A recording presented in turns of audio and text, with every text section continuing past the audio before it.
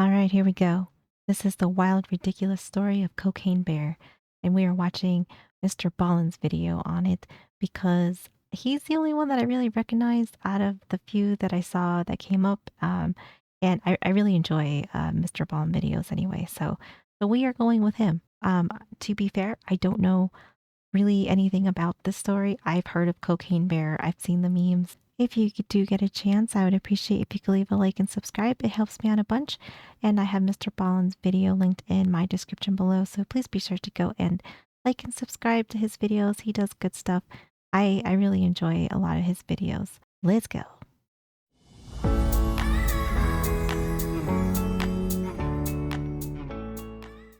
In the winter of 1985, a large American black bear was wandering through a forest in Georgia when it saw something strange lying out on the forest floor. Interested, the bear wandered over and began pawing at it and slashing at it until finally the bear ripped this thing open, and immediately this strange flowery smell filled the air. Less than 10 minutes later, that bear would experience something that literally no other living thing on Earth has ever experienced. How does this even happen? How does like was did somebody hide the brick of yayo out in the woods, and then just by chance the bear happened to find it? Oh my gosh, this is gonna be so wild. And that is just the beginning of one of the strangest stories that's about to take the world by storm, because a major motion picture has been made about this bear. Oh yeah, I forgot about that. Yeah, they made a movie, huh? I have never seen it. I mean, clearly, because I know absolutely nothing about this story, but I do remember now. That's going to be released in February of 2023. But before we get into this totally bizarre story, if you're a fan of the strange, dark, and mysterious delivered in story format, then you've come to the right place, because that's all we do, and we upload once a week. So, if that's of interest to you, please offer to make the like button a ham and cheese sandwich, but don't unwrap the cheese slices. Also, please subscribe to our channel and turn on all Bro. notifications so you don't miss any of our weekly uploads. Okay, let's get into today's story.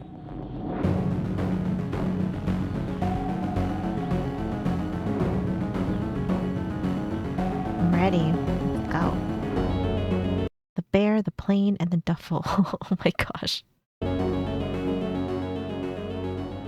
In early December of 1985, in the Chattahoochee National Forest in northern Georgia, a hunter was very carefully making his way through the trees trying to track a deer.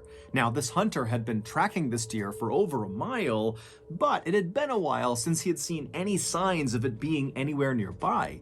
And as this hunter continued to creep along, he became increasingly aware of how loud each of his steps were, because the ground all around him was covered in dry leaves, and so every step he was taking was creating a loud crunching sound. And so eventually this hunter just came to a stop and decided stalking this deer was totally pointless, because he was basically scaring it away with these crunching sounds as he got closer to it. But before this hunter was ready to just give up and head back to his vehicle, he continued on a little bit further, and when he pushed through this particularly dense brush area, he saw this clearing up ahead.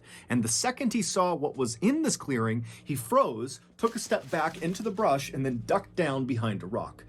It was Cocaine Bear looking like Flava Flav. Because in that clearing, he saw an animal, and it wasn't a deer. It was a huge American black bear. Now, generally speaking, American black bears are not aggressive towards humans. However, if, for example, you were to accidentally sneak up on a black bear, Oh yeah, I would say I don't think you want to startle one. That's for sure. That's probably not a good idea. like this hunter had done, and you suddenly startled it by just showing your presence, the bear might react by pouncing on you and ripping you to bits. And so this hunter, with his back pressed up against the rock and his rifle gripped tightly across his chest, he's thinking about that and wondering what he's going to do to get out of this situation. At first he thought, okay, I'll just stand up and quietly walk away. But then he remembered how loud the leaves were, and even though he had been lucky walking in, he hadn't alerted the bear to his presence, on the way out, he was worried he wouldn't be so lucky that those Oh, right? Oh gosh, yeah, that seems like oh, that is quite the predicament to be in if everything around you is noisy And that bear, I mean, obviously that bear is gonna hear you, or you're gonna run the chance of that bear hearing you. So, oh yeah, I don't, I don't know what you do. Alerted the bear to his presence, on the way out, he was worried he wouldn't be so lucky, that those leaves would alert the bear to his position.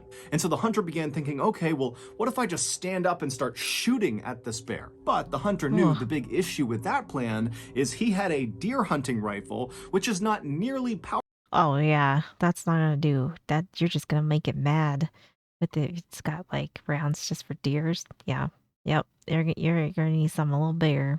big issue with that plan is he had a deer hunting rifle, which is not nearly powerful enough to quickly take down a black bear. Which I don't know what I'm not totally sure what they use for deer hunting. I don't know if it's like 308 maybe. I mean like that's enough to get your deer in one shot, but I don't think that's gonna cut it for big boy bear.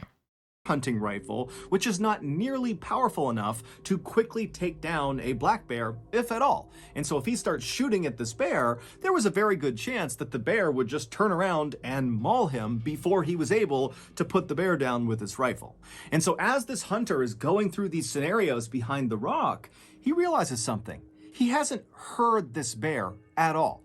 Now, bears in general are very loud animals. Just their regular breathing is so guttural and noisy that you can hear it a pretty good distance away.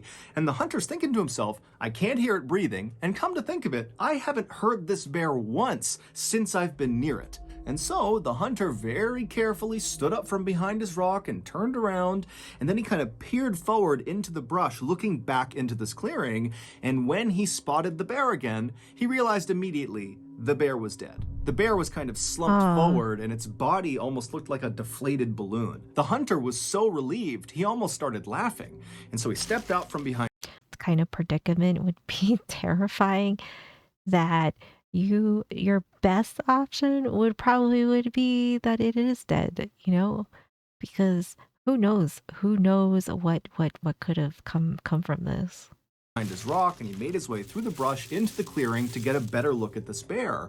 And when the hunter was right over the top of this bear looking down at it, something immediately struck him as very odd. 'Cause of the cocaine all over its face? Maybe? This bear was far too young to have died of natural causes. However, after this hunter kind of poked and prodded the bear and lifted it up on either side to try to look underneath it, he couldn't see any visible injuries. It was like this bear had just randomly dropped dead. But the hunter didn't spend much time thinking about what happened to this bear. Instead, he thought to himself, there has to be some sort of logical explanation for what killed it. And with one last look at the bear on the ground, the hunter turned around and began the long walk back through the woods back to his vehicle. It would turn out there was an explanation for what happened to that bear. However, it was anything but logical. But to get to that non-logical explanation, we first have to go back in time. Around 11:30 p.m. on September 10th, 1985, so 3 months before the hunter discovered 1985. All right. All right. this dead bear, two pilots were flying their little six-seater Cessna airplane over northern Georgia, making their way north towards Tennessee. And as these pilots flew along very casually, they suddenly intercepted over their radio a voice message that they definitely were not supposed to hear. Uh-oh. It's gonna be like a drug bust, huh? Gonna be that. Gonna be some cartel stuff maybe? It sounded like other pilots communicating with each other, and what they were talking about was how they were now going to follow this little Cessna airplane that they could see that was currently flying over northern Georgia.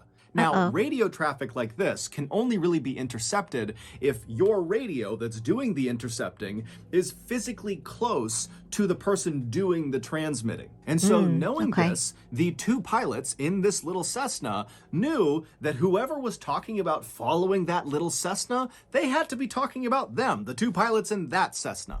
Oh, wait, so then are the pilots drug dealers? I feel like we gotta have some sort of cartel or drug deal incorporated in the story somewhere. It's gotta be somewhere, right? Now, for most pilots, if you suddenly overheard a radio transmission that your plane was getting followed by some other pilots, you might reach out to those pilots and say, hey, why are you following me? What's I don't know. It depends. Are you just an innocent person, or are you doing something naughty? Because I feel like that would very much dictate whether or not you decide to investigate, right? going on? Now, the co-pilot of this little Cessna might have wanted to react that way. However, before he could, the main pilot stopped him and said, I actually know exactly why somebody might want to tail us, and unfortunately, we're both gonna have to jump out of this plane. Snitches get stitches. Somebody might want to tail us, and unfortunately, we're both gonna have to jump out of this plane. Before the co-pilot could really even react to this news, the main pilot had set the Cessna on autopilot, which sets the plane to fly in a straight direction, going at a constant speed, at a constant altitude, until either a pilot comes back and takes the craft back over, or if it just stays on autopilot, it eventually will run out of fuel and crash or run into something. Depending on how close these other planes are, wouldn't they notice two people jumping out of the airplane? I mean, I guess maybe this is their escape plan that you jump out and maybe you're lucky enough to go hide and run and be on the run, I guess. Maybe. And so after the main pilot had done that, he turned to the co-pilot and gestured for him to come with him into the main cabin of the aircraft, basically the main body of the craft where all their luggage was. And the co-pilot, he's so confused about what's happening, he's so panicked that he just follows the main pilot. So the two of them, they climb back over the two front seats, they go into the main body of the craft, and the main pilot begins strapping parachutes onto some of their luggage. And as he's doing this, he tells the co-pilot to open up the side door of the plane. And so again, the co-pilot is just so caught off guard, he has no idea how to handle this, and so he reaches over and he slides open this door of this moving plane. And as soon as he did, this huge rush of cold night air blasted inside of the cabin, and it became so loud from the howling wind coming in that the two pilots couldn't even talk to each other. And then the main pilot just began pushing the luggage out of the plane just into the night, falling straight down to the ground far, far below them. And it's Okay. Okay. I I see what he's doing here. I see. I see. Okay. So they're not escaping. They're getting rid of the yayo. of the plane just into the night, falling straight down to the ground far, far below them. And at some point, the co-pilot just joined him and began pushing the luggage out of the plane.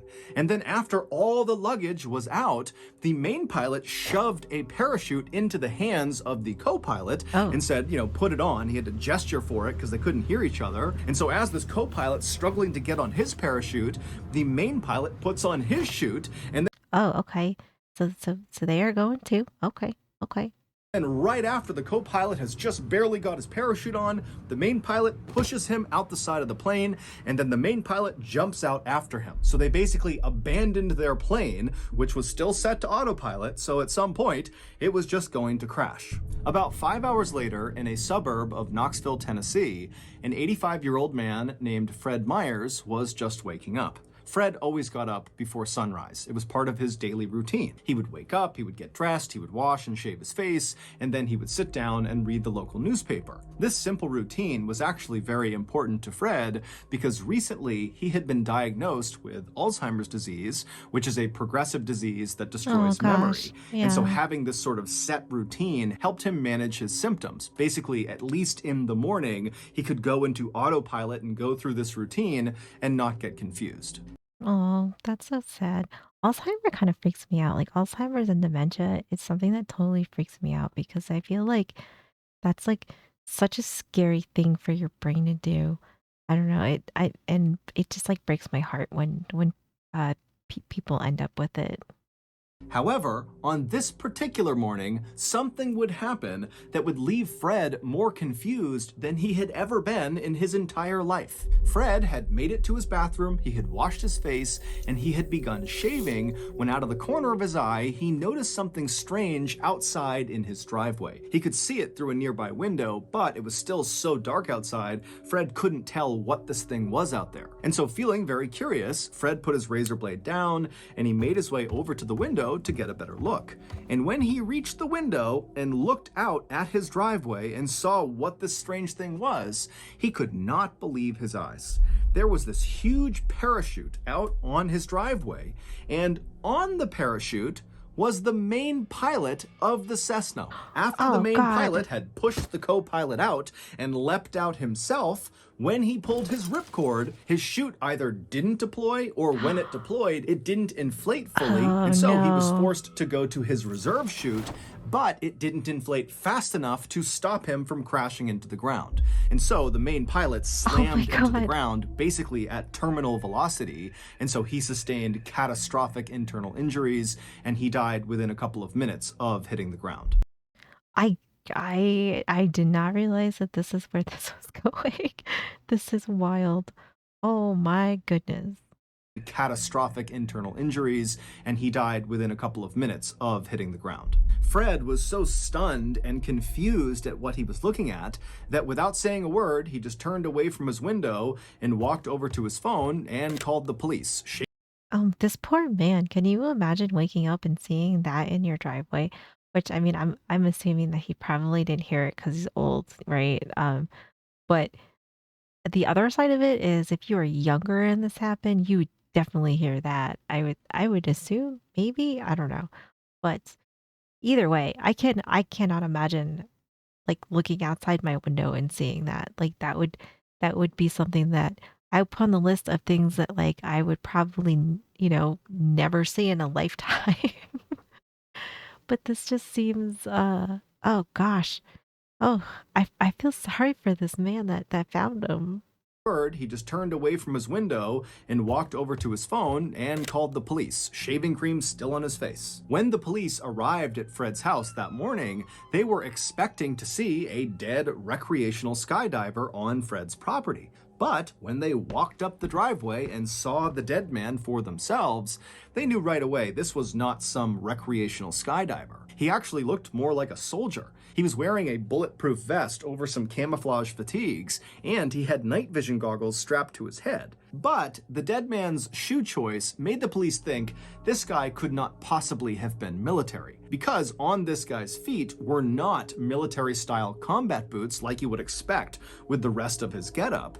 Instead, he was wearing loafers, specifically What? Gucci loafers. So Ugh, it's because of the cocaine.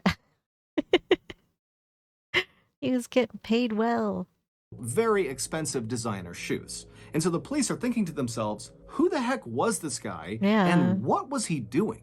The police would figure that out. However, first, we have to fast forward 2 months to late November 1985, so roughly 2 weeks before that bear was discovered by that hunter in Chattahoochee National Forest. Okay. Now, at this point in late November, that black bear was alive and well and living a typical black bear life in the Chattahoochee National Aw. Forest, which meant he mostly spent his time wandering around the woods looking for something to eat. And on this particular day in November, the bear was doing just that when out of the corner of his eye, he spotted something strange lying on the forest floor. It was one of the pieces of luggage that the two pilots had pushed out of their plane.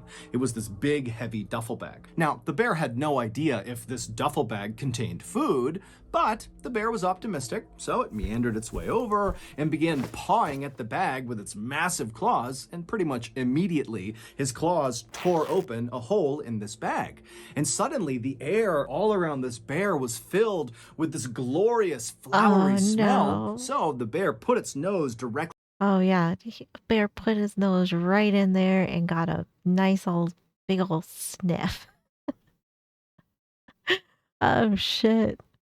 into this rip in the bag and began sniffing and licking the contents of this bag. And apparently, the bear just loved it because it I ate bet. whatever was inside of the bag, all of Yeah, I bet. I bet he did. it.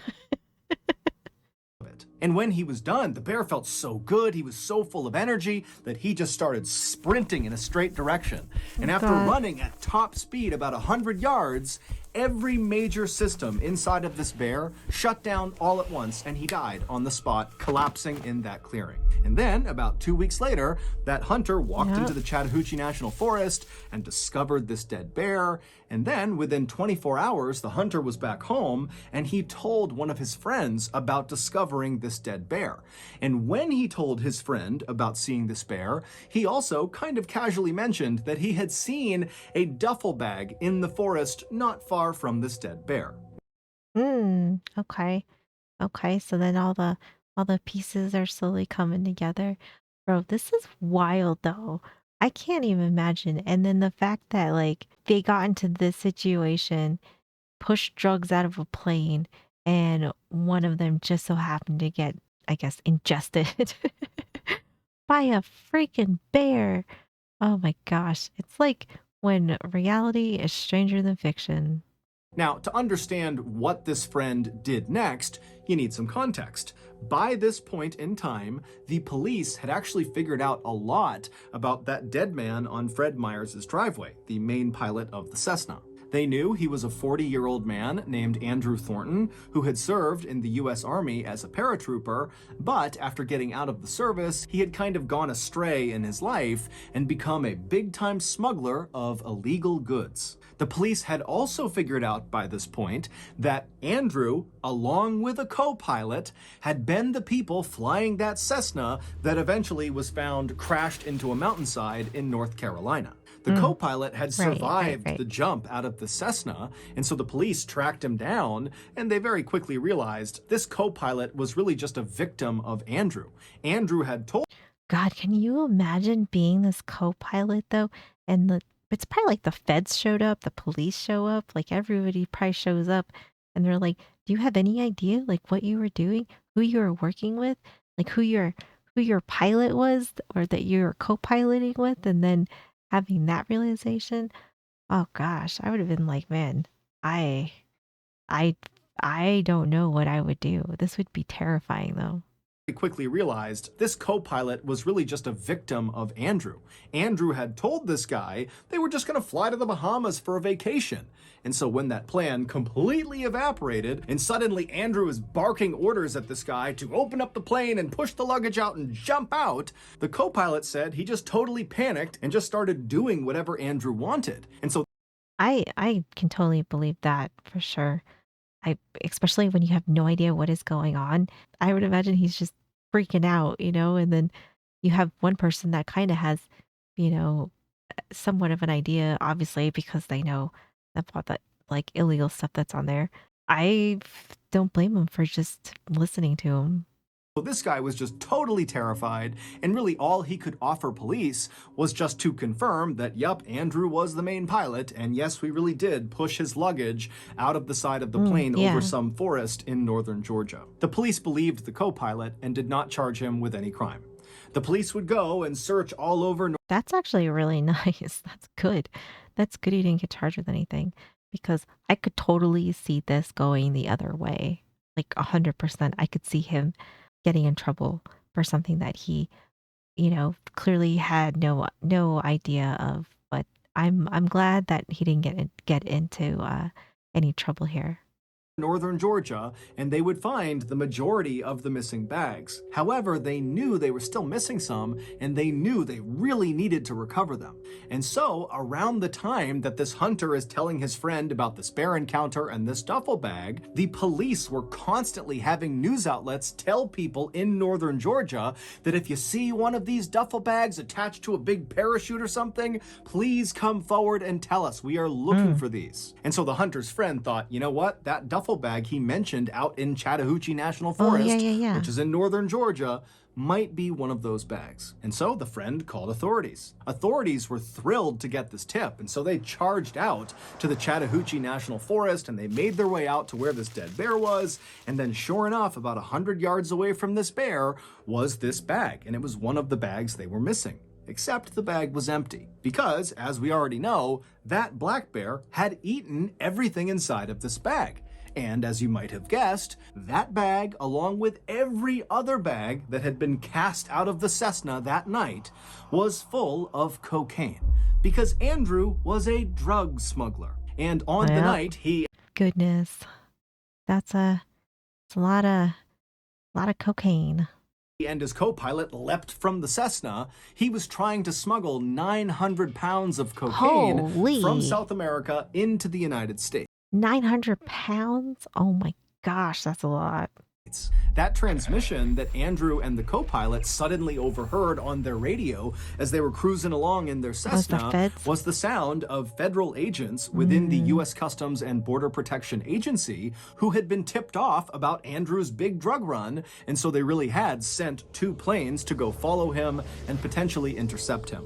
And so the authorities standing in the Chattahoochee National Forest looking down at this empty duffel bag had no idea where the cocaine went that was supposed to be inside of it. But on a hunch, they decided to bring the body of the dead black bear back with them and perform an autopsy on it. And sure enough, during this autopsy, the medical examiner would open up the bear's stomach, and the examiner would say the stomach was, quote, packed to the brim with cocaine.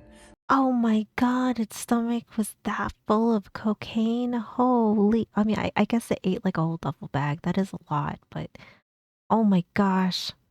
The poor bear though. Like it didn't know and then having like a massive OD on cocaine and then rip. Oh my gosh. It's so crazy. Well, I can't believe that though, that his tummy was just full of coke. This is crazy.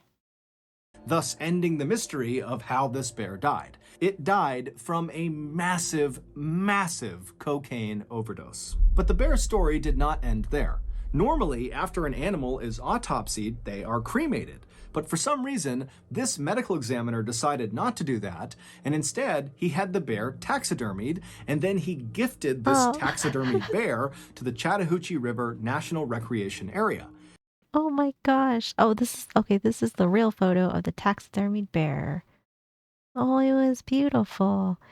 I definitely feel like if this was me, I probably would have done the same thing because I don't know, that's like a really fascinating story of, you know, doing a autopsy on a bear and realize that its stomach is full of cocaine. Like, I don't know. This is kind of like a capturing the memory of one of your probably like you'll probably never ever see this again in your lifetime. And then from there, the bear changed hands many times. Over the next 2 decades, no one knows exactly who had the bear and for what reason, but there were reports that at least at one point it was stolen from a storage facility, Oh and then my it was gosh. sold at a pawn shop, and then at some point the bear was in the possession of famous country singer Waylon Jennings. Oh my god, this is so crazy. And like now people are stealing it. I would take it. It can hang out with me. And then finally, the bear Maybe it'll keep all the solicitors away. was in the possession of famous country singer Waylon Jennings, and then finally, the bear found its forever home. Today, the bear is on display at the Kentucky Fun Mall in Lexington, Kentucky, Oh, and nice. around its neck is a placard that reads, Cocaine Bear. I love that. Here sits Cocaine Bear. In 1985, Cocaine Bear was found dead in the Chattahoochee National Forest. He overdosed on 40 kilos. Oh my god, that's so much. Of cocaine dropped by Andrew Thornton. You might remember Andrew from the Bluegrass Conspiracy. Don't do drugs or you'll end up dead and maybe stuffed like poor Cocaine Bear. Oh my gosh. They should make replicas of this and just have this everywhere for kids to read. 100%. 100%. Don't do drugs or you'll end up dead and maybe stuffed. That's a great campaign.